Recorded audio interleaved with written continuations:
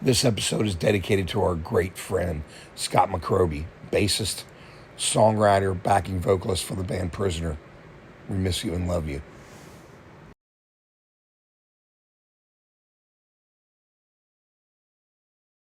All right, welcome to another edition of the fabulous Dangerous Jim Show. I am Jim Miller. This is the Dangerous Jim Show. Thank you for tuning in.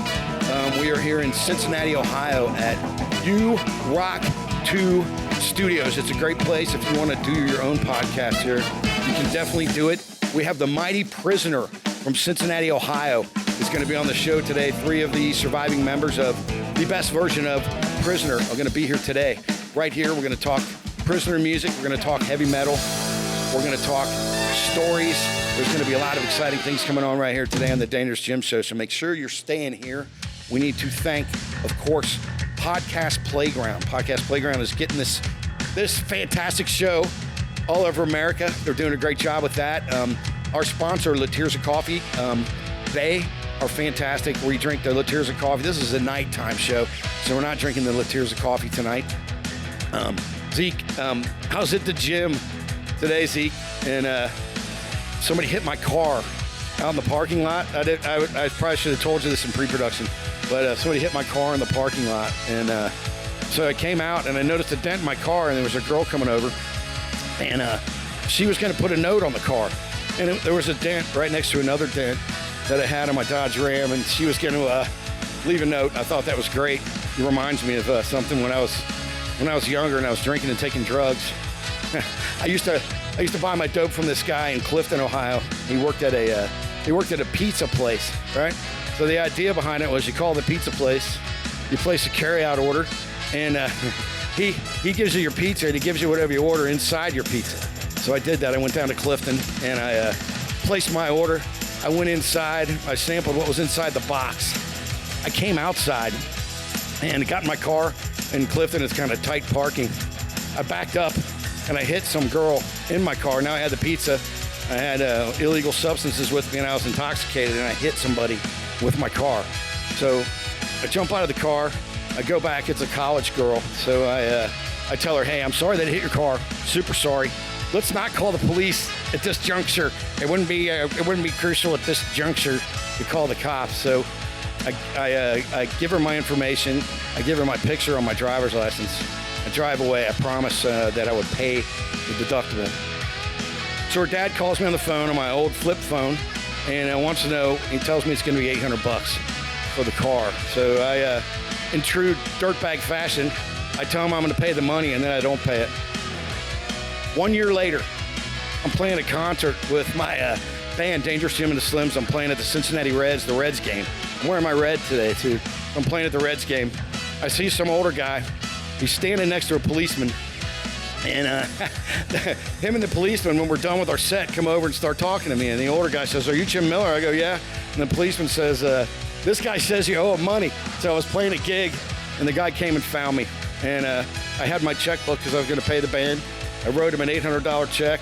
I quickly pocketed the check that I got from the Cincinnati Reds and told the band we didn't get paid yet because they didn't have the money to cover the check. That's my pizza story for today. Now, on the last episode, I got to tell you, I posted a picture of myself with Danny Joe Brown. You guys lost your minds. I got things from on Facebook and also on my email, askdangerousjim@gmail.com, askdangerousjim@gmail.com. Many comments about the picture I posted with Danny Joe Brown. To be clear, I had just commented that he was intoxicated during one show and he was not intoxicated during the next show, and he did great both times. Some examples of, let me look at my Facebook messages here. I got a lot of Facebook messages from you guys on this Danny Joe Brown thing, man. One guy, I swear to God, he sent me a picture of poop in a toilet, and then he sent me a picture of a pig.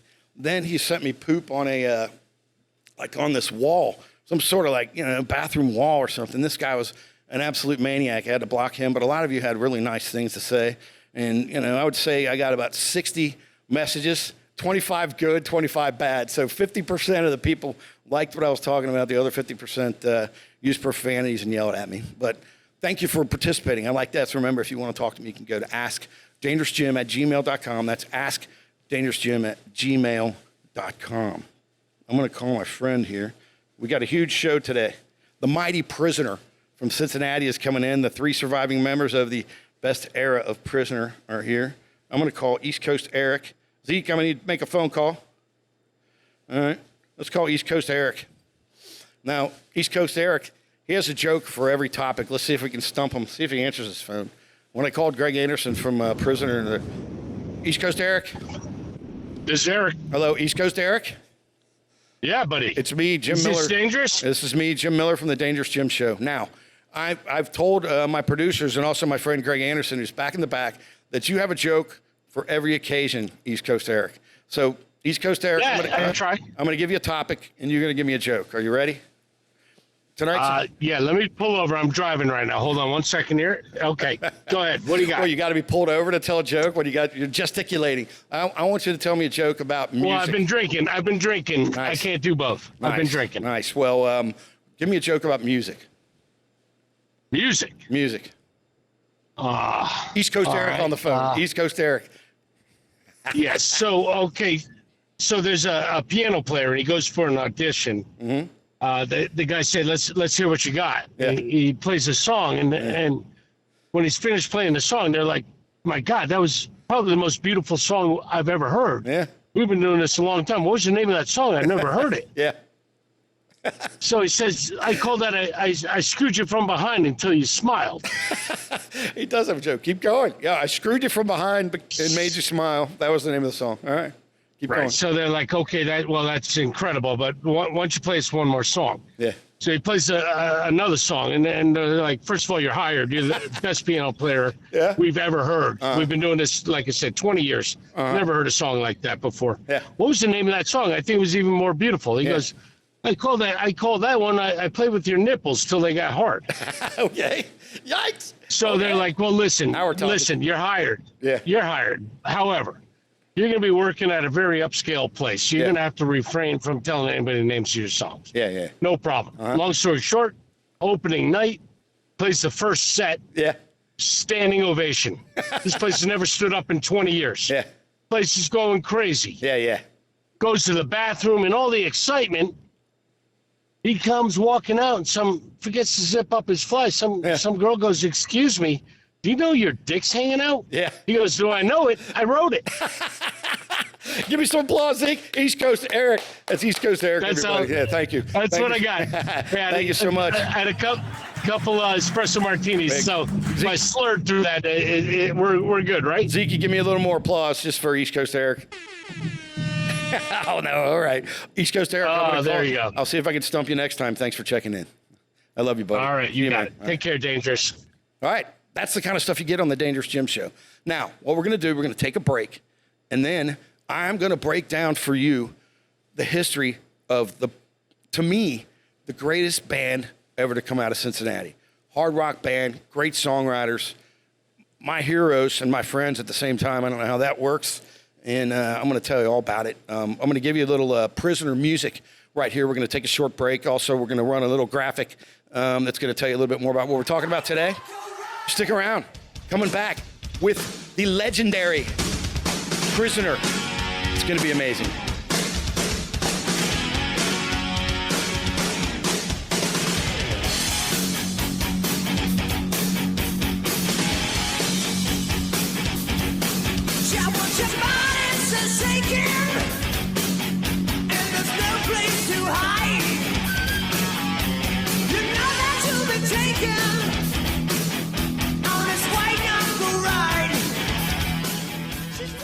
Well, hello, everybody. I'd like to introduce myself. I am the father of Jim Miller Jr. I've known him for 60 years. He's getting better all the time. This is his new podcast. I hope everybody is listening, and I'm proud to have him as a son, and I know you're going to enjoy it.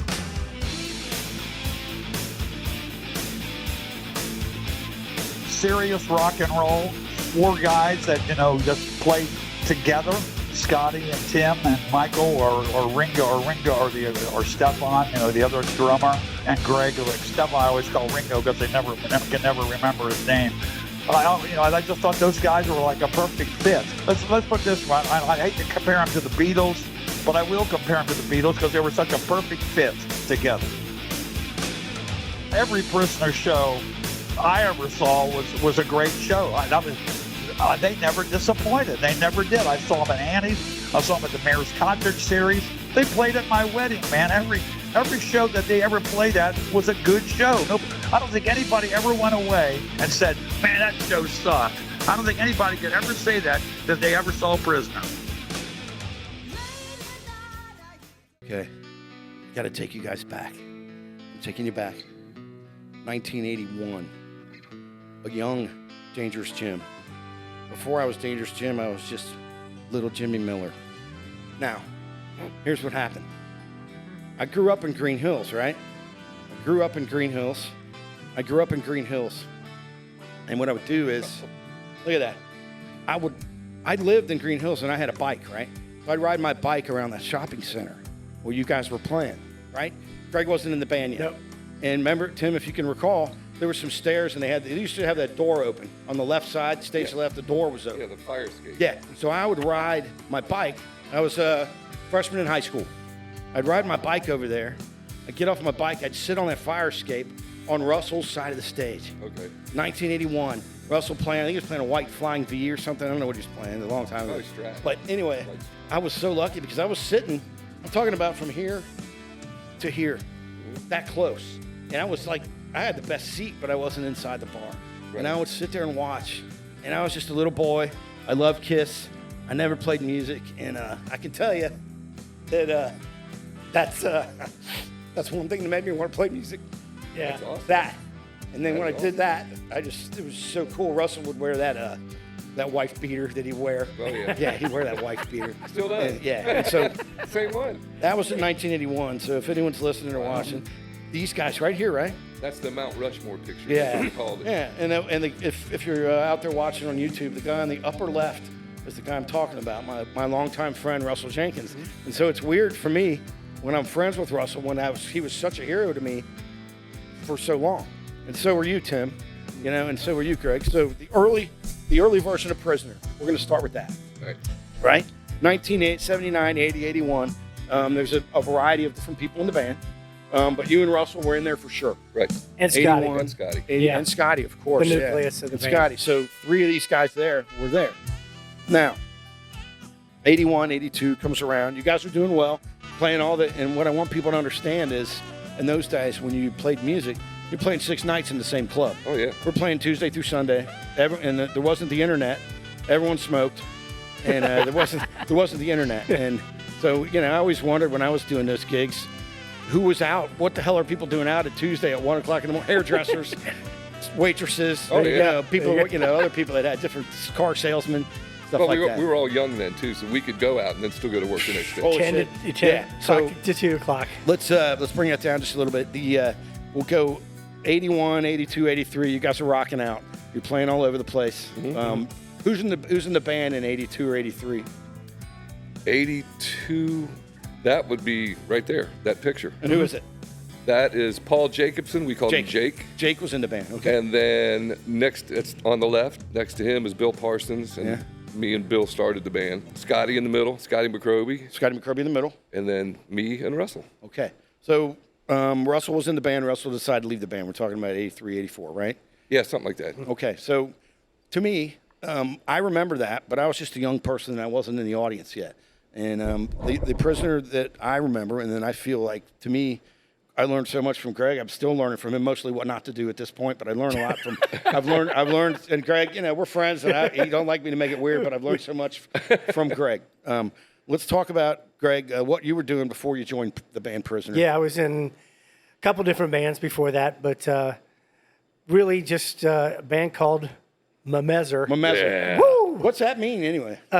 Nothing. It means nothing. But It's a good name. there's a name out there. The Mamezer. It's not a podcast, but it's an article. It's called the Mamezer. I've thrown a couple to the guys over the years. Right.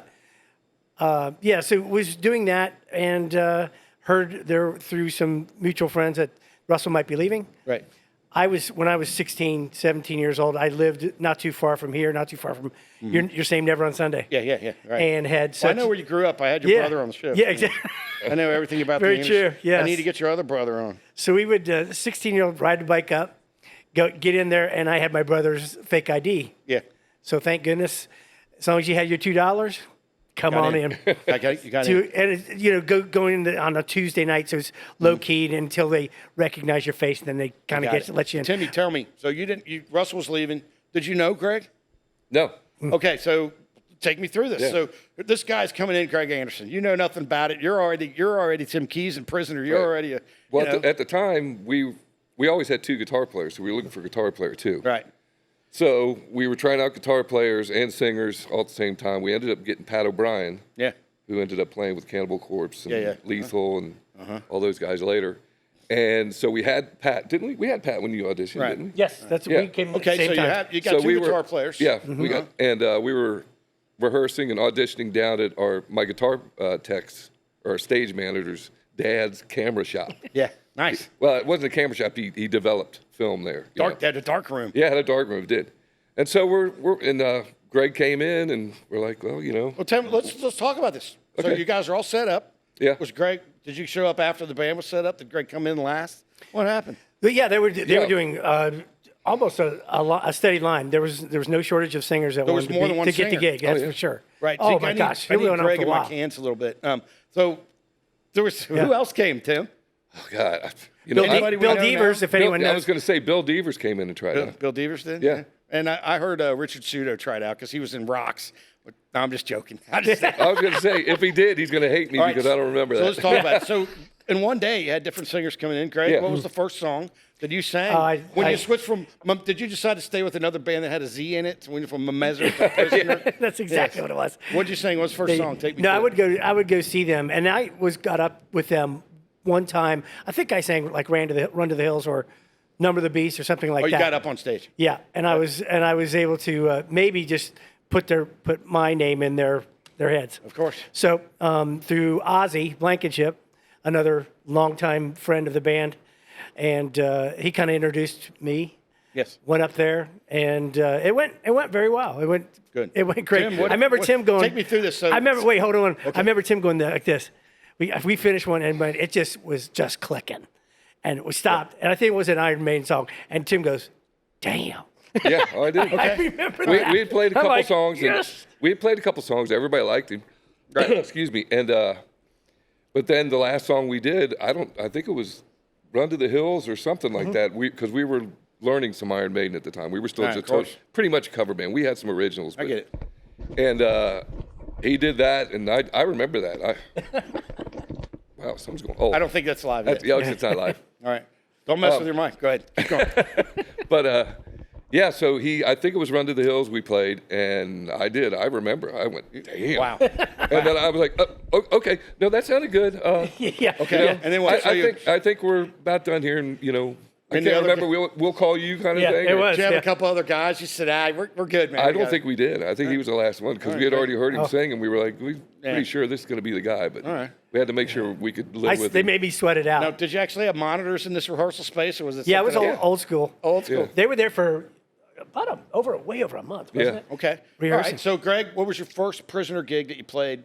Never on Sunday, Green Green Hills. Hills. Never on Sunday Green Hills. Tuesday night or It Tuesday? was It was a week. It was a Tuesday through Sunday. yeah, and it was Halloween. Yeah. So let's I talk wore about. my red leather pants. So let's talk. What some people don't understand if you don't play in a band. One of the things that singers, we don't really have to do it as much anymore, but your voice and maintaining your voice 6 nights in a row is an that's absolute challenge, man. yeah. I mean, I did it. We all, and I'm not going to go into our whole history of touring and everything, but we've all played 30 or 40 straight nights in a row. Definitely done it. Greg, how did your voice in the very beginning, Tuesday through Sunday? It was tough. Yeah, I had a real time where I had to get my vocals ready. I had to get myself in shape to do Yeah, 6 get nights serious a week. about it. Well, yeah, you and get jumped up serious about it. several Yeah. levels from Memezer, even though Greg Snell, I'm sure, was knocking it dead in Memezer. Right? It was Greg Snell And Bill Chappelle, yeah. And But yeah. so you Mark Mitt. you had to to pick up your game. Oh, absolutely. Sure. Yeah, just playing on a Friday and Saturday, or it's just Saturday, and then going to 6 nights a week. Yeah, and then Mondays at Burgundy, so now you got 7 nights going, and it's never ending, right? So that I remember that. Young and 19. You can pull it off, but I remember Sunday nights were just get me through the night. I got tomorrow off. I got you. Well, if you remember, I think we were Winter Gardens where you actually blew your voice out. Well, it happened. Like the third weekend, wasn't it? I'm sure it blew some blood vessels or something like that. Yeah. Well, I'm sure between the three of us, Timmy, I'm sure you've had problems with your voice. I'm sure Have a Drink on Me hasn't always sounded perfect, and neither has Victim of It sounded Change. a lot better years ago than it does now, but I can still do it. I totally understand. And so, Greg, you understand it. So, hour 84, 85, 86. Give me Zeke. I want you to search the video archives, guys. This is going to be unbelievable. Zeke, search the video archives, and I want you to find the best drum solo that you can possibly find. Zeke, give it to me. Look at that. The U-turn. Is that U-turn? Yeah, it's a U-turn. That's Michael Scott. I love that. Michael Scott. Love that venue. High ceilings, beautiful girls, and sounded great. Look at that. Let's get Michael on. Look at that. Look at that. He had the fastest feet of anyone I have ever heard to this day. That was his claim to fame. He could just nail it. Look at that. Okay, I think we're ready to go live with Michael. There he is. Ladies, look at the head on that thing. Hello, Michael. That's not the same drum set. It's not the same drum set. Well, welcome to the Dangerous Jim Show, Michael. It's a real pleasure to see you again. Man, I'm happy to be here. Good to see you, Michael. And so, I don't know if you were able to hear the beginning of the show, but we talked about the Tim and Russell and Scotty days. Then we talked about Greg joining the band. And then what I like to talk about is when the band got to be the best, to me, the best Prisoner that I've ever seen. And also, the other thing, I was starting to play in bands. So I really thought you guys were good because I was working at that point. I was playing, of course, still always playing a level below you guys, but I was still playing. And I learned a lot. My pure notion is Prisoner and Buster Brown owned Cincinnati. Right. Period. So, Michael, let's talk about 1987. Can you tell us the story of how you came to be in the mighty Prisoner? Well, the quick story was I was playing in another band from Rock Hill, South Carolina called New York. And we first time we stumbled into Cincinnati, we went up to the U-turn to watch Prisoner. Yeah. And the guitar player and I got up and played Soldiers Under Command. Yeah. Which is not something you usually get up and jam on. Right. How was Greg singing that night? Nailed it to the wall, as I recall. How was Greg singing that night when you did that? Greg blew me away. I mean, I'm not going to say New York was a really killer band. They did everything right. Right.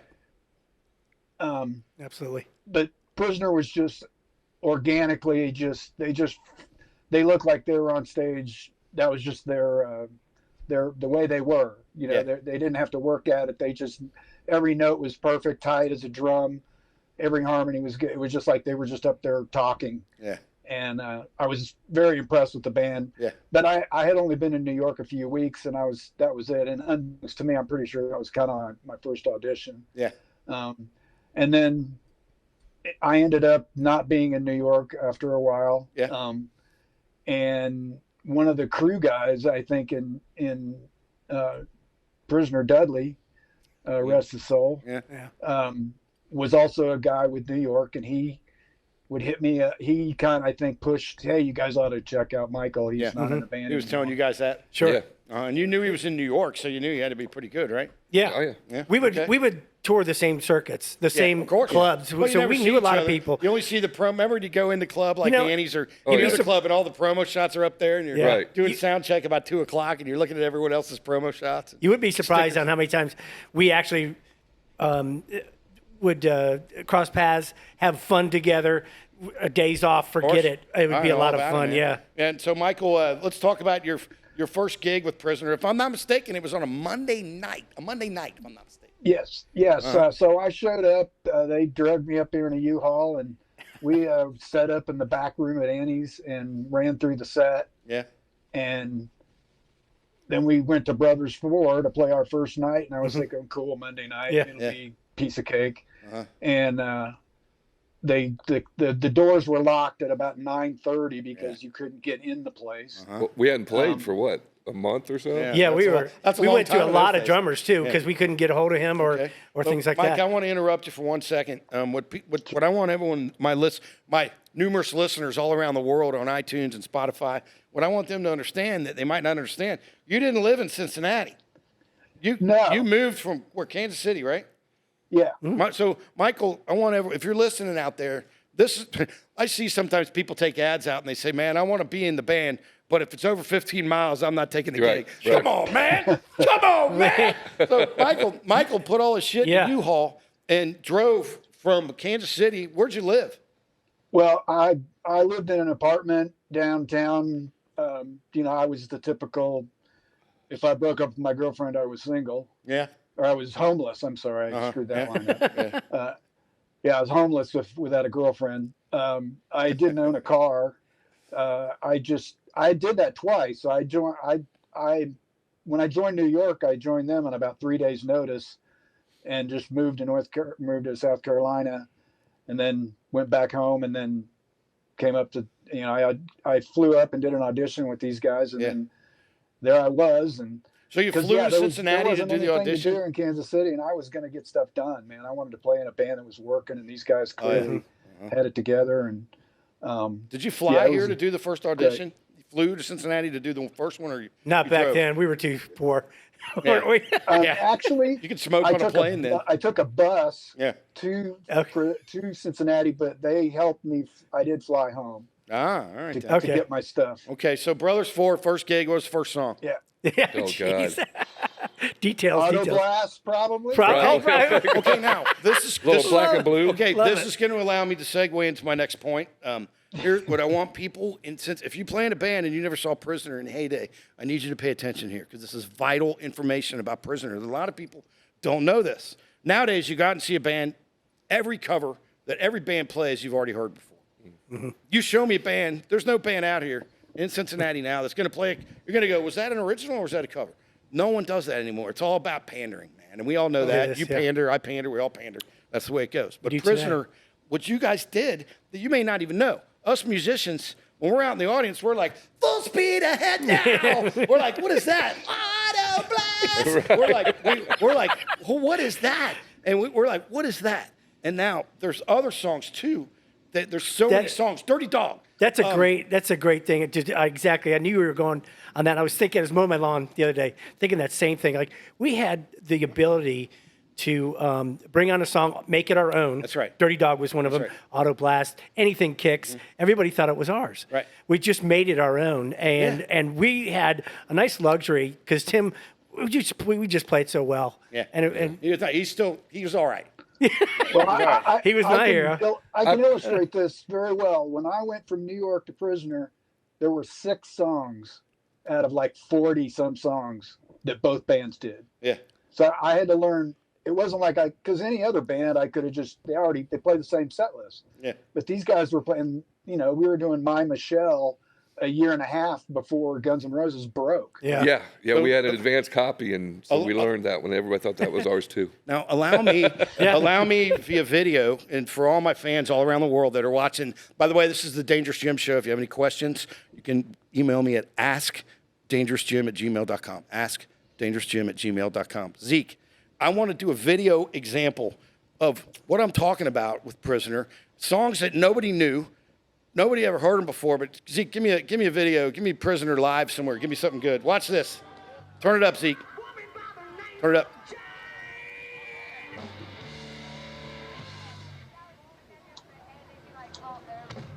Okay, Zeke, take it backwards. Take it backwards. I'm not done. Zeke, take it back. Go backwards. Okay, now, hold on. Go back to the beginning. Yeah, right there. Go back to the beginning. Don't play it yet. Now, don't play it yet. Young bands. Pay attention to this. These guys made this whole song their own. Now, what I want you to notice, when Greg jumps up in the air, Tim wasn't paying attention for whatever reason, but Scotty and Michael were paying attention. When Greg jumped up in the air, they knew the song wasn't starting, but they were following the singer. They weren't playing along rote, just playing the song. You guys were interacting. So when Greg, watch this again out there, and if you're a young I never band, interacted with Greg. I didn't like it. I'm not going to stop the video again, but there's a few things that I want people to notice about this video. This is a lot. I want you to learn on this show. After Greg jumps up and down, I've studied this a lot, and I hope I'm not embarrassing you. He jumps, Scotty hits it, but then if you watch, Greg is calm and cool. He plays around. He makes some funny jokes because the band is so calm. They've rehearsed so well that they know when to come in. Okay, Zeke, go ahead.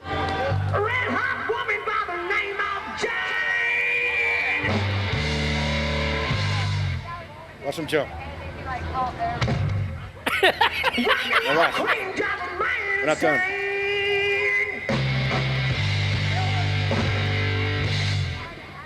I like my boots, baby.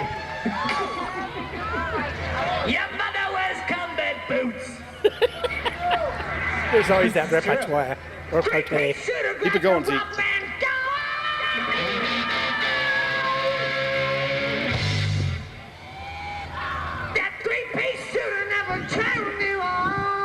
There's Michael Scott back there on the drums.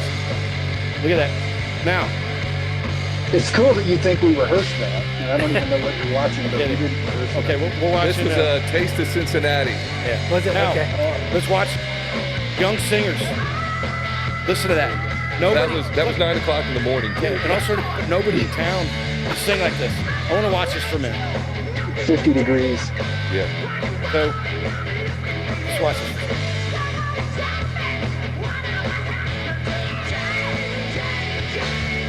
Nobody can do that still today. You guys understand that, right? You know that, Tim? Nobody can do this now. The young band's got to step up because I can't find it. Let's watch this for one more second. Michael, what do you have to say about this video? Do you see it? You can't see it. It was cold that morning. I actually can't see it. It was cold that day, but it was we were in our element. There was a different approach when we played outdoors versus in a bar. Yeah. We were a little more like a pro band. And this is more like a concert. Yep. But this, half the people don't know what this is. You're selling the shit out of it. Now watch this. We're going to stay with this. This is, if you're a rock and roll frontman out there, pay attention closely. Watch this. Still singing great. Watch he stands up. You trying to decide if you're standing up or not?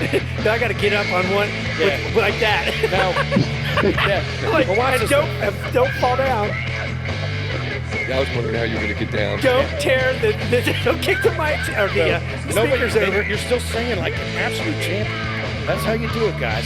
I'm telling you, if you're watching and you're in a band, this is how you do it. If you can do this, you're doing great. With an ideal gig, killing it. Absolutely killing it. All right, Zeke, bring it down. All right, so we have this. We have the legendary Prisoner. I hope if you're paying attention out there, you can take that away, Zeke. And we have the legendary Prisoner. You guys are playing all kinds of cover songs, right? You're killing it. Now, let's talk about the writing process a little bit, Michael. How many songs did you have when Michael came to the band? We're going to talk about the Young I'm trying to think. We're going to segue to the Young and Rejected record. Probably just We had handful. Old King Cole, and then we had a bunch of songs that me and Scotty had written that never made it to the CD. Right. I think Right. Old King Cole was the only one we had that actually made the CDs. Well, I think Borderline was on. Borderline, that Borderline. When I first got there, Eyes of a Prisoner. Yep. Yeah, Oh, shoot, you're right. That comes in I better remember with there was me. about 8 songs that originals that I liked Mm-hmm. that ended up. But yeah, I can't remember the other ones because we didn't play them. Yeah. What was your You know, favorite I think- song from the Young and Rejected record, Michael? Who do you think of when I do ya? Do ya? That was later. That never made the CDs. Yeah. Oh, they, No. no, it didn't. What was your favorite one, Michael? You know, the most fun to play was probably Old King Cold because it was just an all-out rocker, you know. But I liked, White Knuckle Ride was cool. Yeah. You know, we did some extra drum production on that song. Yeah. And Little of Everything flows good. Great song. God, I don't know. Young and Rejected's a cool tune. And what's the other one? Oh, Young and Rejected.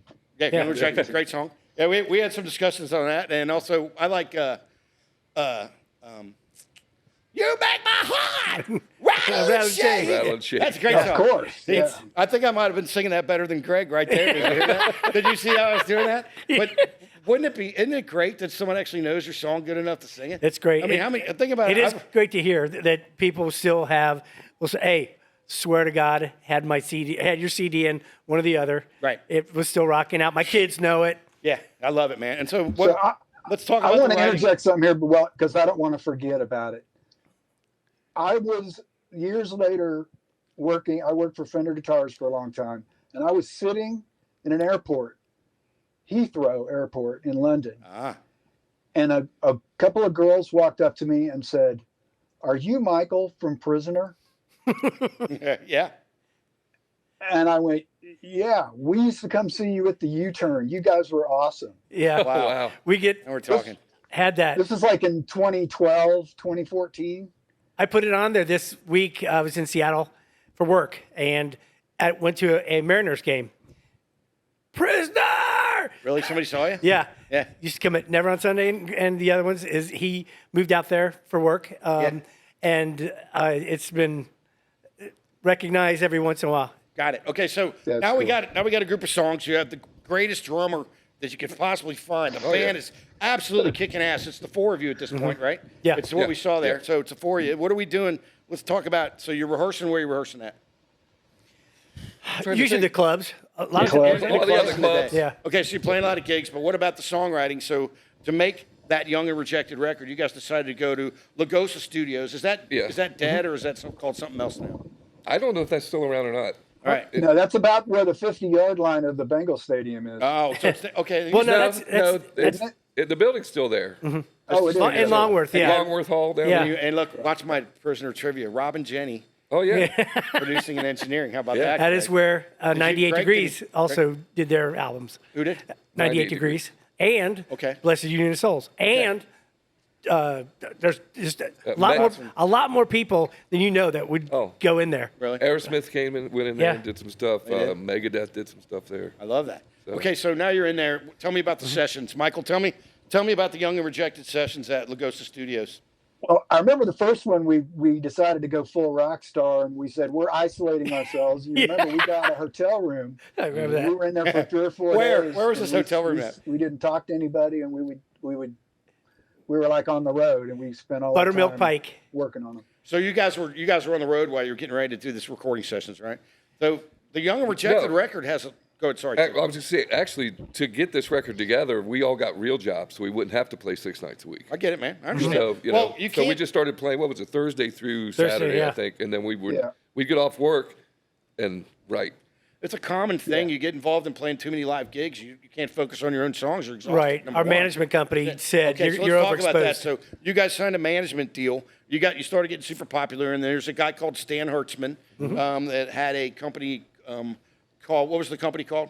Umbrella Artists. Okay, so you guys got signed to a management deal. Let's talk about that for a second. You're playing local. Did you know Stan? Was he smoking a cigar and he said, "You got to make that big star, kid"? How did that Well, work? he also ran AJ Entertainment, AJ. which was our booking agency. Right. Okay. So Got it. He So you were- managed Adrian Ballou Yeah. as Yeah. well. and so what did Stan bring to the table as far as management? Did he give you money or did he help or what happened? he didn't give us money. He took care of our money though. Basically, he gave us a percentage of our money. He was nice. He was nice enough to hold on to the publishing. But that's what he was supposed to do. He was supposed to, Book us, get us a record deal, Gotcha. fly to New York, Totally get it. do this, do that, Okay, so bring did you people fly in to New town. York? He did. He Okay, did. So Now, he was would- booking you. So you got. I think there's about 16 songs on the Young and Rejected record. Michael, did you? How many tracks did you do in a day? Well, that record, and what is incredible about the consistency of that record was done under 3 completely different sessions, Right. like 4 days here, 4 days. We did 4 songs at a time, and over a period of months. Right. So we would, go do our thing, come back, set up, do more songs, leave, and that actually, I'm pretty sure those were intended to just be demos. Right. And after we ended up having that many songs, we put out a CD. Yeah, and there's a lot of songs on it. I'm going to get someone else on the phone here. Greg, you're going to be. This is always fun when you don't know who I'm going to call, do you, Michael? See, no one knows. No. It could be anyone. Mystery guest theater. Let's my call. parole officer. No, Let's go. And I think your wife, Tim's wife, might still be mad at me. One time I told her I was a better singer than Tim. I think she's been mad at me. You told her that all the time. You have told her a that all great the time. filter. I'm calling her. Ladies and germs, he's got a great filter. Oh, yeah. I'm going to call a mystery person right now, and you guys, let's see if you can tell who it is. Let's find out. We do this every show. It's exciting. Can you hear it ringing? Can you guys hear it ringing? Okay, I can. We're calling somebody right now. Let's see who it is. If it's like, kinda hear it. I planned to call Greg on the last show, and he was nice enough to not answer his phone. Okay? Oh, no. We're going to do it again. I was in a sales. Russell Jenkins. Hello. Rusty. It's me, Jim Miller from the Dangerous Jim Show. I am here with Tim Keys, Greg Anderson, and the legendary drummer Michael Scott. How are you? Russell? Caller? Hey, Russell. Russell, you're doing terrible on this interview so far. I'm glad we decided to. Oh, wait, he hung up. Maybe you hung up I on don't him. give a- Look, it's just the Dangerous Jim Show. I'll call him again. I don't care. Let's try it again. That's he knew it was Calling you. him again. We're not leaving this studio until he picks up the phone. Let's try it again. This is fun, right? Because I know he wrote some songs. Okay, here he is. Yes, you did. You got him there, Zeke? Russell? Are you there? What's up? Russell, There he is. are you here now? Yeah, storm just blew through here. Yeah, the storm. Now, we have Greg Anderson, we have Tim Keys, and we have Michael Scott. Now, I thought this would be a perfect time for you to, Greg, now is your time to thank Russell for your career in Prisoner, because without Russell, you never. Go ahead. Thanks for leaving, Russell. Go ahead. Now's your chance. Go ahead. I will say this. Russell was a big influence on my life. When I said that's the shit, man. That was the shit. Oh, man. Seeing Thank Tim, you. seeing Tim, these guys, those guys reacting, and again, I'll go back to that core of the early years and Russell, Tim, and Scott McCroby for sure, and they just were like brothers in arms. They were just professional, that next level, Right. and Russell, he was Mr. Cool. Yeah, and Russell, I've told Russell this story many times. He tries to avoid me when he sees me in public now, but I already told the story about me watching you at Never on Sunday, Russell, and actually, I'm actually a recovering alcoholic now, but Russell used to let me take sips of his beer. He started me down the road of long-time alcoholism, so thanks for that, too. My dad wants to call you and talk to you The about pony what's cake happened. next door from So, there, Russell, too. let's talk about, we're talking about the Young and Rejected record, and I know you had some songs on that record. God Made Woman, Sioux City Sue, Coming After You, and a couple other ones, right? So how did those songs end up on that Young and Rejected record, Russell? Tell me. Well, kind of retired out of the Prisoner, and Greg came in, and thank you, Greg. And I have to say that, I admired what you were doing, too. That's why. Are you talking to the me or songs- Greg? I'm talking to Greg, I thought. Sorry, all right. I was just telling Greg, I enjoyed seeing the songs that they were playing and stuff, and then it's a great band, so I enjoy it from the crowd perspective as much as I did being on stage. And when I was doing all that stuff, Greg, man, I was the baby of the group anyway, so I was just some brat up there trying to get through the night, you know what I mean? But no, I mean it's yes, and Jim, as far as recovering, I'm recovering. I'm trying to recover from a lot of things, but a few of them I'm successful at. Yep. And I think it's great that we can all still get together. It really still blows my mind. Yeah. And really now I don't do it as much, but it seems like when we do it, it seems more important because it's usually to benefit someone and help in some way. Yeah, and, it's kind of like Facebook. I was talking to my lady and saying, sometimes I want to get off of saying because it's got so much bogus and negative stuff on it. Yeah. But then every once in a while you do something and people come together and you find out it's a very strong tool if you use it in a positive way. That's so right. That's right. I think, it's a beautiful thing if we can get together and jam and having a good time. And, you don't want to have to play I get it, man. for a benefit, but when you have to, it's good that you have this power to do that. All right, Russell, tell me about the songs that you got on the Young and Rejected record. Okay, How do the songs. I'm trying to recover from the left turn this whole thing is taking. Tell me what happened. You asked me, no, sir. I'll say that you asked me about the songs, and I went into the stories that I had retired from Prisoner, and Greg had took his place, and I'm up there watching them guys, and I was able to start, recording some demo songs in my studio. Did you guys hear the demos, Tim? Did you guys hear Russell's demos? Is that how the songs made it on there? Well, he'll tell you he'll tell you how that came about. Yeah, tell us. Well, I'm just saying, I went and talked to, I went directly to their manager. I went to Stan Hertzman. Yeah. He was part of our booking agency and everything. And he was, trying to work with Prisoner and get stuff going. I'm like, hey, man, I was doing, working with Chastain and doing this recording and trying to be a recording artist or whatever that is. Sure. I said, man, I got some of these songs, man. These guys would like to, maybe these guys would, like to play some of them, I think it's, like rock and roll style stuff, And, he listened to them, and Greg, he was at a point where he had a turning point where he was like, we're young people. We're trying, am I supposed to be a dad? What the hell am I supposed to be doing? You're trying to figure out what you're doing. I get it, man. Yeah. So he took a little, hiatus.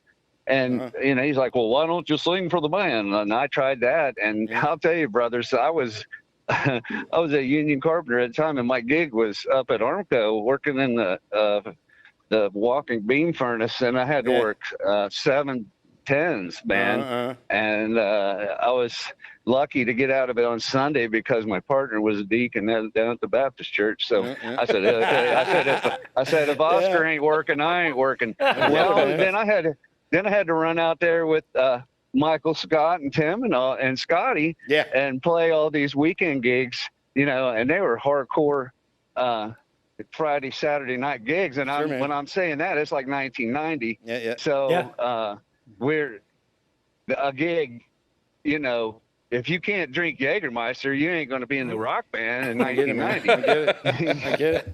I get it. So you made some demos. You gave them to Stan. You guys heard Russell's demos, and you put them on the Young and Rejected record, right? Yeah, pretty much. And the challenge at the time everyone had when we started getting into a little bit older age, right, Russell? We started getting older. Right. We had to get jobs. We couldn't really rely just on our gig money. We started getting into regular life, right? Right, Russell? Well, you have kids and family and stuff. Yeah, you got to have responsibility. I get it. And the thing is, I'll go back to that first album for a minute. I mean, there's a lot of Jay Aronoff put some stuff on there and stuff. I mean, I think they were just trying to find some of the best material they could. Sure. And make it somewhat diverse but still kind of a universal appeal overall. I mean, because every song, there's great songs on there all over the place, and I love the ones, White Knuckle Ride and a lot of good songs. Eyes of a Prisoner and stuff like that I know are Tim Keyes driven. So. Sure, man. Well, I appreciate you checking in. Thank you for answering your phone. I appreciate that. I know that you were a huge part of the Prisoner band. With me? You're just pretty much. Yeah, we got a long show. Me, huh? I will say this too, and Tim will agree. Our manager Stan was always on us. What do you got? What do you got? What do you got? He was true. We were in all honesty, I think Tim and I can. We tried. We did what we could, but we needed some help. Yeah. And Russell had these songs that fit our genre that really wasn't doing a Chastain or a CJSS. It wasn't working. Prolific songwriter. Russell Jenkins has always been a prolific songwriter. Thank you for checking in, Russell. I wanted to let you guys know that because of that story, it turns full circle because the drummer that played with me for that year that I was insane trying to work this hard ass job and play rock and roll on the weekends so we could do our thing. It was Michael Scott, and he's like one of the greatest drummers I've met, and he's one of the nicest guys I've met. You got that right. I wish he was up here jamming with us. Yeah. All right. See, give me Thank another. you, Russell. Yeah, we're gonna take a short break. Try to figure out Sioux City Sue, which you did on a drum machine. To play that was almost impossible. It took me a week to figure out how to play that. Sioux City Sue, great song. Hey, Zeke, give me one more drum solo. We're gonna take a short break, and we're gonna come back with Prisoner.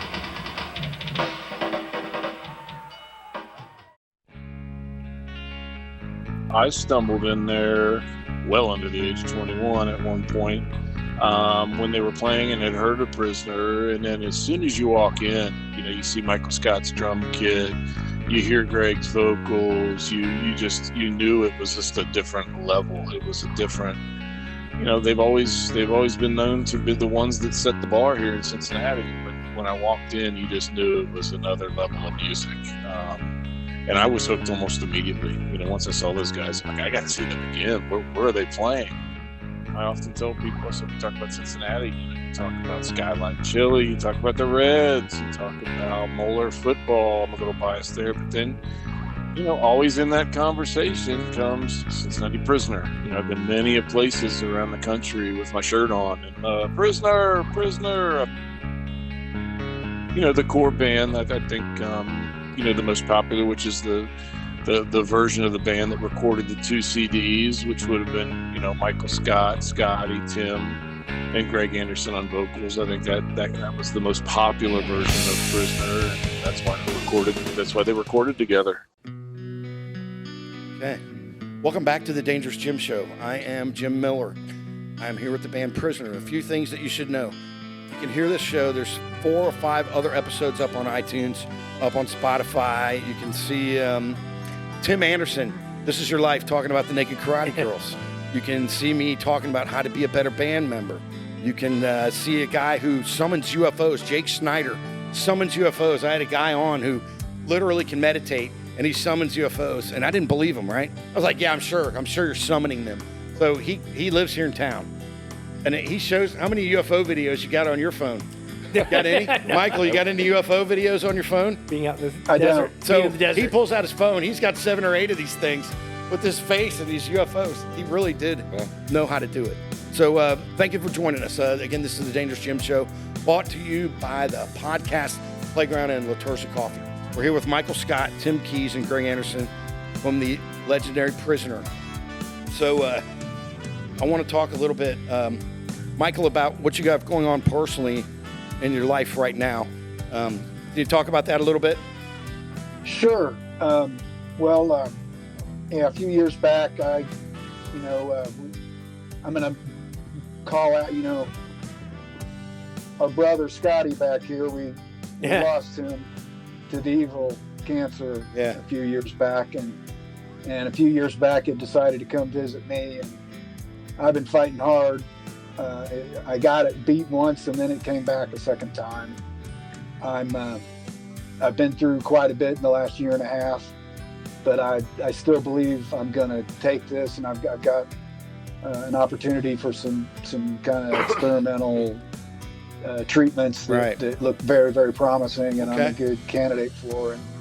And I'm going to fight like hell, and we just started I kept this under wraps for most of the time. I wanted to just go beat this myself. And the community, one of the reasons I wanted to be on that show is to thank the community, not only my 2 brothers sitting on the couch there, but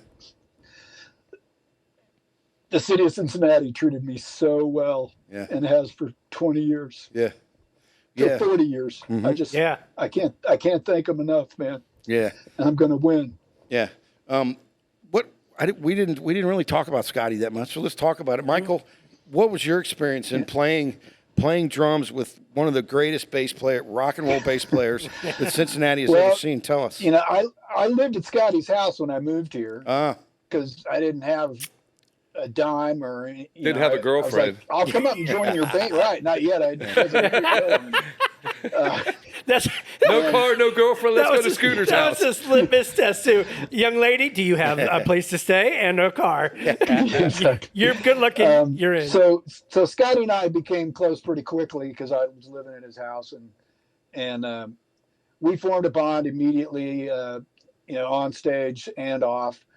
He once walked up and thanked my mother for having me. Wow. Scotty and I were like all these guys, but drummers and bass players. We played as one. Yeah. The guy he had a great feel. Came up. I don't think people really gave him credit for how good he really was. He could play cool. He had cool parts. Go listen to his parts. I have. Yeah. He had good tone. gave it his all. I've seen that guy feet first, heading off the side of the stage. Did not miss a note. Yeah. He'd keep playing. They total Spinal Tap stuff. Yeah, I love Scotty. I got to say, I never took Scotty for granted because I'd played with him for so long. We were best buds. These two were I didn't real close. I didn't worry about his playing. He didn't worry about my playing. Right. Yeah. Then we lost a guitar player and just went one guitar. Yeah. And I really had to work on sometimes playing two guitar parts at the same time to make that cover song sound right. Of course. And solos, if there's a harmony, how am I going to do this? And we got in the studio for Young Rejected, and we started recording, and they soloed up Scotty's bass part on stuff, songs that, I had written or Greg had written or Scotty had written or whatever. Mm-hmm. And I realized how it worked. We didn't need a rhythm guitar player because he filled everything up. He played rhythm bass. I could do anything on lead I wanted, and Scotty filled it to the brim, but tastefully. He wasn't out there being a Chris Squire or, man. Or Primus, going crazy. He was just solid. One of my best memories of seeing you guys at Never on Sunday was I always stayed on the right, facing the stage. I always stayed on the right, close to the bathroom. Yeah. Like that little area right there. Yeah. And Scotty, I was always in front of Scotty, and he always was smiling, right, Michael? Oh, yeah. He always was. Yeah. And I didn't know Scotty, but I think a vital thing about performing is when he would look at me and smile, I felt like we were friends. Yeah. He was projecting love and light from that stage to me. And I just remember, he looked, he would look down at me and he'd, hey, how you doing? That's one of the things it made me feel so good that he was paying attention and, and all that, man. I mean, he was really a real performer. And that's a great He wasn't faking it. No. A lot of bands get up there and they're smiling the whole time. And it was real. Hey, how you doing? No, he was real. That was real. He was having a ball, man. Yeah. He always enjoyed playing. We just had fun. He and I would look at each other like we'd nail a break where you could hear a pin drop. Yeah.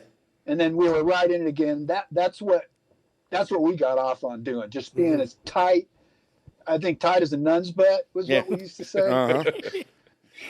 Greg's Catholic, No, he had, and Scott McCroby had all the sayings too. Yeah. Oh my gosh, he was a one of a kind person. Yeah, one of a kind person. That's very much missed. Hey, Zeke, can you put up Michael's?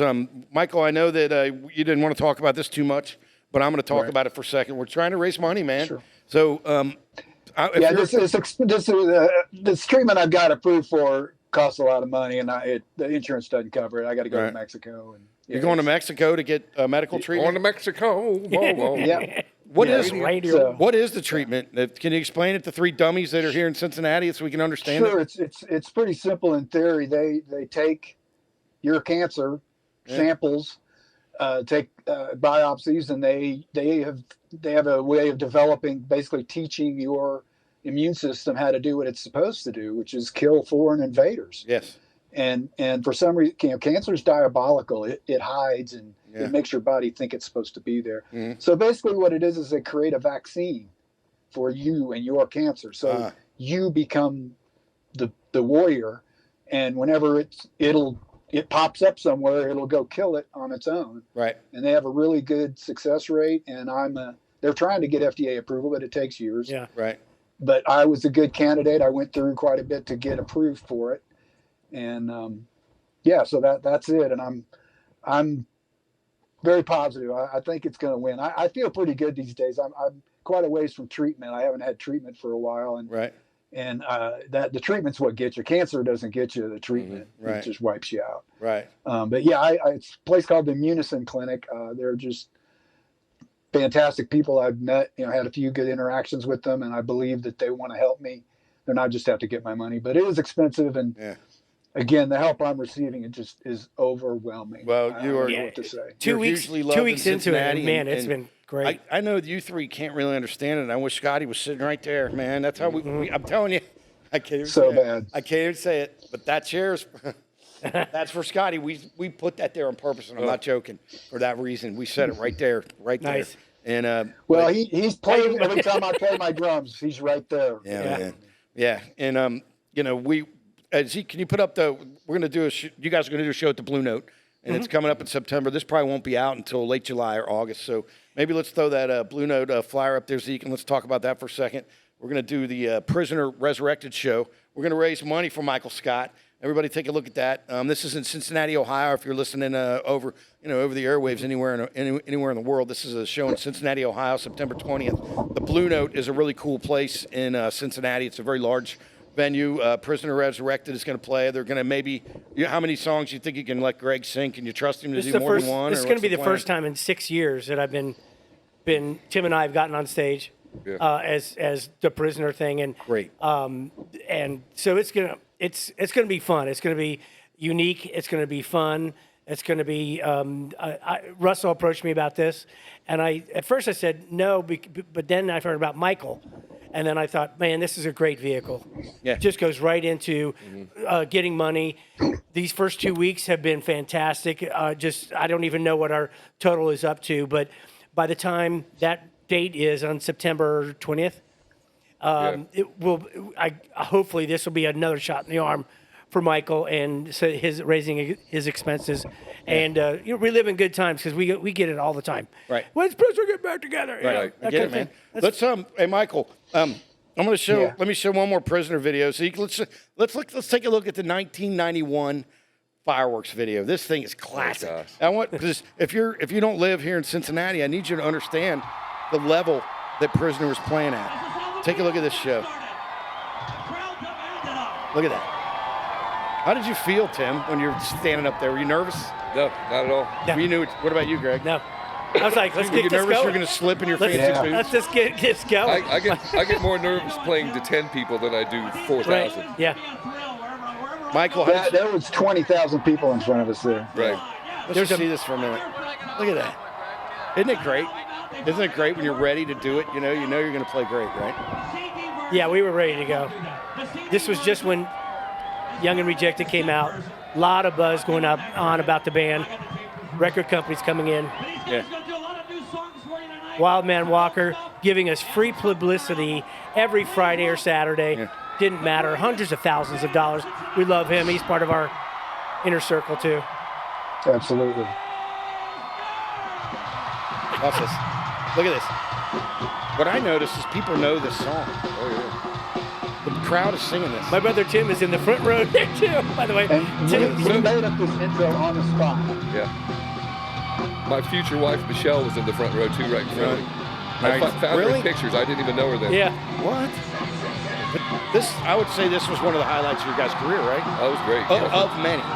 Look at this. We had a lot of good ones. Listen to Timmy's guitar tone at the beginning of this. How loud is your stage volume on this one, Tim? Wasn't too loud, actually. Really? Yeah. Yeah, when you have great monitors, they just pump it through you. All right. They have side fills there, too? Yeah. I didn't hop on those. Look at this. This is... I just ran back and go, all right, this is it, because we made that up. We said, hey, let's do something. Just start the beat, and me and Scotty will play something. Look at this. We could ad-lib with the best of them. You can see the side fills. And when you get to the chorus, you can hear the crowd sing. Yeah. Have you noticed that? Yeah. They know this song. We could hear it up there. I think I can do this. I'm singing this one at the 920 show. The guy that did this, Greg Stofko. Yeah. Another Greg, great thank member. you. Way up in the top there. Well, that was on top of the Coliseum where he was. Yeah. He just kept going. I threw a tennis ball to him. You can hear the crowd singing. Listen to this. Everyone's singing it.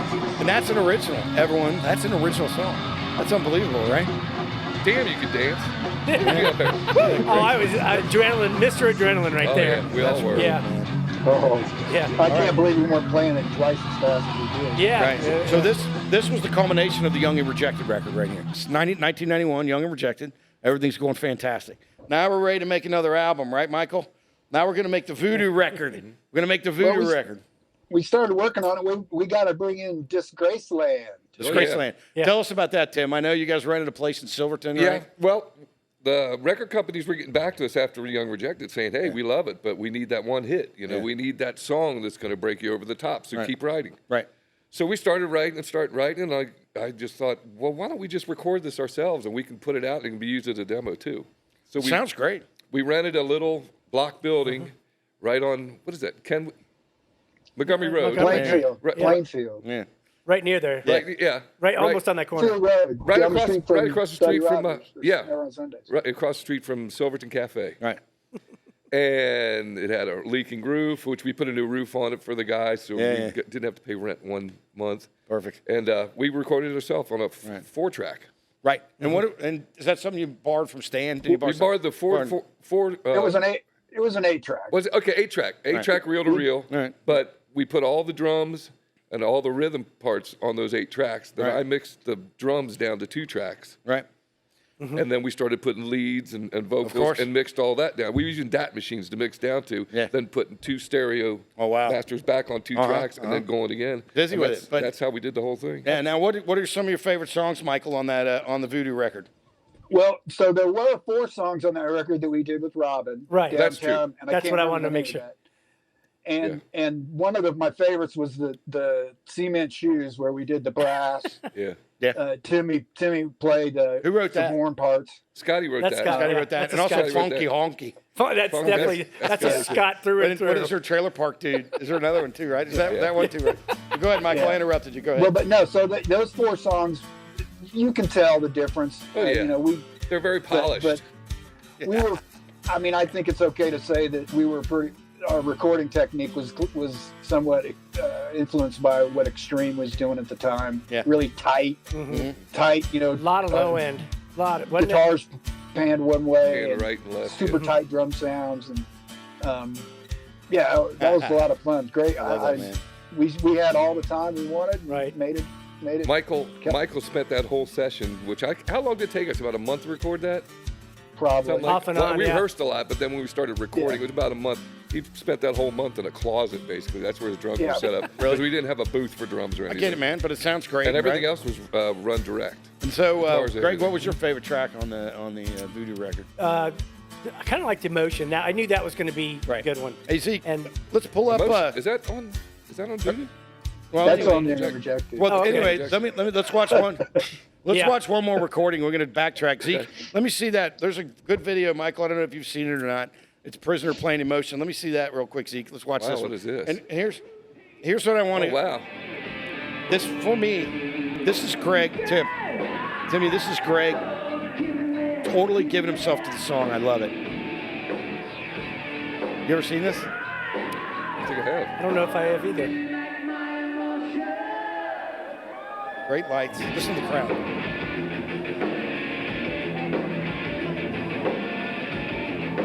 Oh, that's Hurricane. Yeah. That's okay. the CD release Now party. watch Greg is doing so great to me. Look at that. People are dancing. There's the chickie down there. Huh? She's ignoring me. I know. That's what I. So look at it. Hello, do you know who I am? Look at Scotty down in the front. That's what I remember. Him looking right at me and me feeling like I was the only person in the club. There's my washboard that got ripped off. Yeah. That's true. We got so many guitars taken, stolen, left. That was a magical night. That was our CD release party, as Tim was saying. Yeah. And it was packed. We had some of our best friends. All the bands we invited to our release party. And the place was absolutely packed with nothing but musicians. Yeah. And it was just I was there. The way it was to be done. That's the way it was used to be done. Let's bring that back down and let's talk a little bit more about the Voodoo, the actual Voodoo record and what we were doing there. The Voodoo record, you guys put a lot of songs on your albums. Yeah. 15, we had 16, more than that for Voodoo. We had close to 30. We had 5 songs, something like that. And so I don't even made the demos, but me and Scotty and Greg wrote that many. I got it. So what we need to talk about now, the Voodoo record came out in really, grunge started getting popular. That's about exactly that time. what happened. Michael and I were discussing this via email that grunge started getting a little more popular. Still a great record.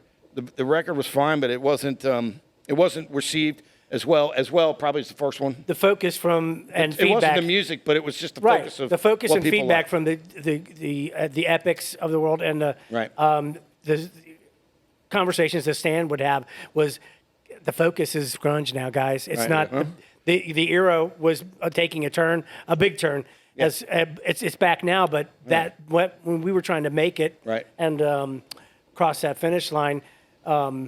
Stan was great and gracious enough to put us on his label of Struggle Baby Struggle Records. Baby, of course, yeah, I get it. Yeah, Yeah, and I remember. and you know it was good that he had people working behind the scenes that nobody knows about on just cutting paper, printing and things like that, getting to record stores, making sure it's doing the footwork. calling WBN and making sure that we got on a regular rotation. Right. We were the #1 band in Switzerland for a week. You are? Yeah. I love that. Yes. So for a week. I love that, man. And I think know I got that- a 25-cent royalty for that, but we were for 1 week. Let's talk about record label interest. What do you have to share? Do you have something to share about that, Michael, or who can share what was really going on with that part of it? You know, the funny thing is, like I said, most of the labels really love the stuff. You know, like the first album, Of course. because it was that music was still strong. And yeah, The only label that I remember that actually turned us down in the rudest way was Geffen, who said, "Why do we need a Prisoner? We have Aerosmith and Whitesnake." All right. That was their letter. Valid. Instead of just saying we're not interested. Valid. Well, it is, but it's like, fuck you. Backhanded compliment, I guess. Oh, yeah. That's how I would take it, but yeah. And I You don't know- There was interest all over until the grunge scene. I know Right. a lot of people blame grunge for ruining, the scene and For a everything, while, but yeah. it needed to happen. It was I time understand. for things to change. I understand. I was happy for it to come. I understand. Sure. And so, the Voodoo record came out. You guys put a lot of work into it, Tim. At Disgrace Land, you looks like you produced most of the songs. We did. And everything went well. But then, Michael, now we're basically to the end of Prisoner in that era. What happened? Well, I'm not. I don't want to tell the story of the actual thing, but in truth of the matter was, I knew that we, my drive of everything was to be a rock star, to get to the next level, and Yes. and I think, my drive in the band over those 7 years helped propel that. Oh, yeah. All four of us obviously wanted it bad, but I think I came in and was like, this is what we're gonna do. I was in a side band 2 years before I was in Prisoner, and I still couldn't believe that the tour bus hadn't pulled up yet. Right. And it just came to me. I'm like, Kurt Cobain has just ruined it all for us. Yeah. We're not going to get signed. We're not going to Yeah. do this. And if I'm going to get to the next level, I'm going to probably have to move on. And then, something happened, and All right. I had a bad night. And I get it, man. We stopped. Look, and there's a lot of emotions and a lot of energy that go into that. And there's, you're tired. You're You got a lot of shit frustrated. going on, you're We know frustrated. know Yeah. things are coming Look, man, to an things end. The happen. scene is changing. Right. I mean, we had actually learned Nirvana songs. Yeah. We started playing covers again. We were doing mostly original there for a Yeah, while. yeah, I get and it. then to stay If not relevant, we had to learn Alice in Chains. We had to learn Nirvana. understand. We were like, this just Yeah. isn't us. Well, you are who you are. You know? And you guys made a great Prisoner record. It just wasn't it's still a great record. I listen to Yeah. it all the time. It just wasn't the time for that record. You can always blame something for Sure. something. I And get it, man. It is it's timing. like when Michael got in the band. Right before he got in the band, we were on the road all the time, and Yeah. we were getting attendance records everywhere. Right. Then Michael joined the band, and it's not his fault. But the age went from 18 to 21. Yeah. And Yeah. all the states we were playing. And we were like, all right, let's go to North Carolina. Let's go to Georgia. Let's go to Staten. And we got down there, and it was, we're playing to 15 people. I get it, man. We used to have Big attendance records. Yeah, I get it. But I didn't blame anything for that. It's okay. We're going to build it back up, Yeah, I played up at the Twinkling Star in Paducah. We played 6 nights. You know where that is? No. 6 No. nights. Twinkling Star, Paducah, Kentucky. They gave us a trailer to stay in. The maximum, Dothan, we played Alabama. 6 straight nights. The most people we had in 6 nights was 20 people. Most you go. nights it was not one new club. There was Yeah. not one Oh, person. we've in done there. that. Oh, yeah. What about some of the famous people that you guys have met over your time? Who's the most famous person you've met, Michael? Well, I met David Letterman on the sidewalk in New York one time. Did you stop him? Did you stop him and talk to him? Yeah, I got his autograph. He signed something for me. But Right. an interesting story about that is Monday night, Brothers 4, first Michael Scott gig. Yeah. Dr. Killdrums from Sabotage Oh. shows up, and he got up and played a couple songs. The guy from Sabotage, what did he do? Doctor Who? The drummer. Yeah. drummer. His name was Dr. Killdrums. I don't know what his real name was. But Sabotage he great showed band. up. White Witch. I wish we should take the time to tell the story about the fake Don Barnes from 38 Special. 38 Special. and Yeah, there were a lot of it was the guy from Rock imposters. Duster. It was actually Rick Pizantz. It was ridiculous. There was always an imposter Yeah. in there. What But Yeah. the biggest thing that I would say, and I think everybody, is the amount of bands that we have played with, from the Ramones Yeah. You guys opened for the Ramones? Anthrax, Icon. Rat, all these Icon, Kicks. Kicks a million times. Hey, Zeke, pull up that Felix. picture. Pull up that picture for me, Zeke, of me and someone. Look at this. I want to show you. This is a picture of me and Oh, there you go. that's me and Steve Whitman. Steve, yeah. Now, we were playing Martinsburg, West Virginia. Gatsby's in Martinsburg, West Virginia. I was in the dressing room, and everyone was copying off what you guys were doing. So we opened with Cold Blood. Now it should be known we never even knew about Kicks until we heard you guys play. I didn't even heard the band in my life. Right. We said we got to be like Prisoner. So we opened up with Cold Blood, and it turns out he was out there sitting at a table. That's funny. Oh, wow. Yeah, he's out there sitting at a table. So they said he's sitting over here. So I went over and talked to him, and he's kind of a little bit rural. You know, he's from Virginia, West Virginia. And he goes, yeah, you're pretty good, but you ought to maybe take a little time to learn a few more of those lyrics. Yeah. you know, I just watched he's got a podcast now. Yeah. They call it podcast. Yeah, that's right, podcast. And he, I didn't realize this, but when he stopped with Kicks, he became a vocal teacher, and he taught Lizzie Hale how to sing. That's excellent, man. Oh, wow. And That's excellent. she said that I owe it all to him. Yeah. So you opened for many, many national acts, yeah. right? Yeah. Thank you, Zeke, for that. You opened many national acts. So I know you can't even remember them all now. Oh, my gosh, There yeah. was only one person in town when you guys stopped playing in 1994 that was happy that you broke up.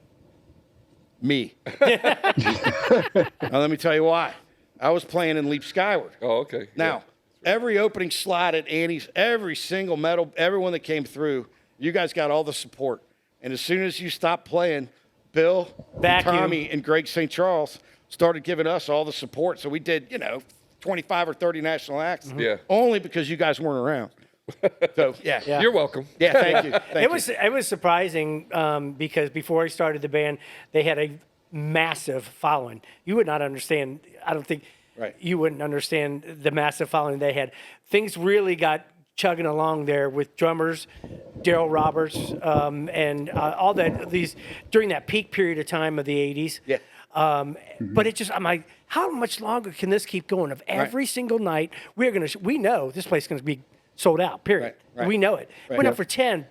12, 15 years of that every time, and until about 95, 94, 95, we saw it. We saw the crowds were changing, a little bit dwindling. Well, everyone's getting older. The Prisoner fans getting older too. We got kids. I had to get up early. I had shit to do. I was busy. Right. But let me tell you this: that for me, we're gonna talk a little bit more about the benefit and a little bit more about Michael. But for me and for all the other musicians in Cincinnati that are watching this, Prisoner taught us. You taught us, Tim, Greg, Michael, Scotty. You guys taught us so much about music. I don't think We didn't mean know, to. but I don't. And I know I Good and say bad. this. I know I say this, and you're like, "Holy shit, here he goes again." But I'm telling you, Michael, I'm telling you that while you guys were working, we were learning. All of us were learning. Well, from we you did guys. the same thing from other bands. Yeah. Well, we were learning. And I know I'm nothing like Greg. I can't. But I copied almost everything what I copied from Greg was being loose and being stream of consciousness. No one else still does that. Nutbag this guy. Oh, yeah. But that's cool, right? And so, Michael, It can Tim, be. It would get Greg. on their nerves sometimes. Yeah, well, long stage raps. Yeah, long understood. stage raps. Yeah. I get it. But we learned so much Well, from I you used guys. Comedy to have show. a bladder the size of a rodent, so I would go do my thing and come back. Greg would be talking, they didn't even know I was gone. Yeah, but my third the art shot of by then. the art of the stage rap, and it's almost like stand-up comedy. It's not, hey, how's everybody doing? It's up to bartenders. It's God knows what it is, and it's real. It's real. interaction real. by far. Yeah. There's nobody in rock and roll funnier than Greg Anderson. I swear, Scotty and I would be back there trying not to piss our pants and stuff he was doing. That was so much fun. Well, Michael, I appreciate you doing all the stuff to come in. Tim and Greg, thank you. Zeke, can you put up the Michael's fundraiser and also the flyer for the show? Yeah. Coming up at the Blue Note on September 20th. That's Prisoner, Resurrected, and until then, this show will be peppered with your fundraiser too, Michael. Because we all want to help you. We're sorry about your situation, and we know that we can help be a part of the solution for you there. Give and go. And I appreciate you. Unbelievable support. There it is. Words I cannot send, express go. the gratitude. I just can't. Right. Overwhelmed. Yeah. Right. Well, we love you, and we Give, want to help send, you. go, everyone. Huh? GiveSendGo.com. GiveSendGo.com. Yeah. Yeah, this will be all over when we get to the final episode. This will be all over it. So, Yeah, ladies great. and gentlemen, thank you. It's Michael Scott. It's Tim Keys. It's Greg Anderson. It's Scotty with us. Thank Posthumously. you. Thank you for Russell Jenkins for checking in. Prisoner was a huge part of my life. You still are. I still love all what you guys are doing now. I love it. I love it. I love it. And I love to see that you guys have moved up in your gigs. You're making more money. You're playing bigger shows. You're just like you deserve to do. You put in the time. Oh, thanks. You taught me so much, Tim, Greg, Michael. I can't tell you how much you taught me and the rest of the musicians out here. So thank you so much to my team. Thanks you to Kyle, and thanks to Zeke back there. Zeke? This is the Dangerous Jim Show. You want to say one more thing, Greg? Thanks everybody for what a great time. I wouldn't change it for the world. Boy, we had such a good time. We were the Kings for a while, and I don't mind bragging about that because man, we did. We're damn proud of it. We were proud of it, absolutely. And you're still kings in my book, and you still are kings. Every musician that sees you, come on, man. We don't know. Everyone knows. We look a little different now, you know. So what? Not really. Hey, are you? Who are you? One guy. Yeah. Well, the city of Cincinnati, I felt, was pulling for us like they pulled for the Bengals. Yeah. It's it, man. Like that. They rooted for us, and they, and did. I do want to say I love these two guys and Scotty. We spent more time together on stage probably than off, and we communicate with instruments in our hands better than we sit at a table and talk. Really, I mean, we're guys. We don't talk about our feelings. And we also spent more time with each other than we did with our families. Pretty much. Yeah, I love So it. we are family. Yeah, I love that. Absolutely. So thanks everybody. We're going to go out with some Prisoner music. Right. But we're going to go out with Eyes of a Prisoner because what we just saw and learned about was through your eyes. Everything that we did. See What how a I did that? segue. See how I like that? nice. He's a pro. This man's a pro. This is the Dangerous Jim Show. Thank you, everybody, for tuning in. Look on Facebook, The Dangerous Jim Show. Please don't send me weird messages. You can send me anything you want at askdangerousjim@gmail.com, askdangerousjim@gmail.com. Thank you for tuning in to The Dangerous Jim Show. The legendary Prisoner is getting ready to leave the building. Hit the Everybody post. have a great night. This is fun. Love you guys. Yeah, absolutely. Love you too, Michael. Good to see you, Michael.